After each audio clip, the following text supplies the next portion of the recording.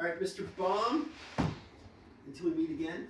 And your shoulders look good right now. That left shoulder looks excellent.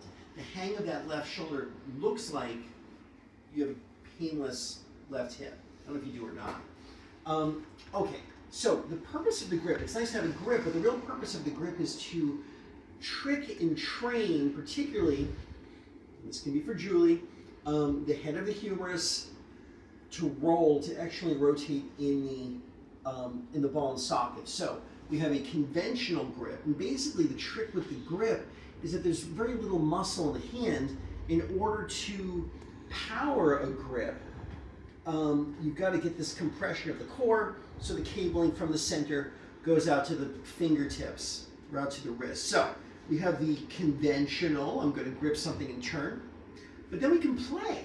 I can imagine I'm using the back of the hand to press against the wall, but it's a different set of muscles, but it's still doing the same damn thing to actually rotate this humerus. So I'm actually creating hip mobility because I am sending core force to the hand. Then I can use the side of the hand and kind of push off the wall. So in one case I'm doing wrist extension against a force. Now I'm doing ulnar deviation, right, against a force. But what this is doing is lighting the crap out of my hand lumbricals. Now I have this greater engagement of these invisible, subconsciously operated muscles of the pelvic floor and transverse abdominis and the quadratus lumborum and all that invisible stuff that's hard to see. And then do we know that it works when we have our tests? You always go back to the test. You know, does this amplify? You know, whatever. It's tangible. And then what is the quality of the sit and rise? And then we also played with your capacity for sit and rise in a couple of ways. These are sort of off the beaten track things, but super important for you.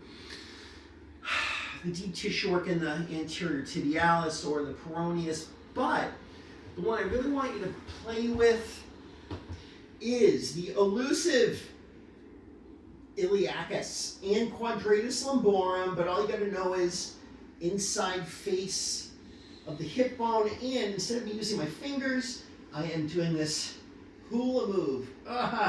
Yee-hee.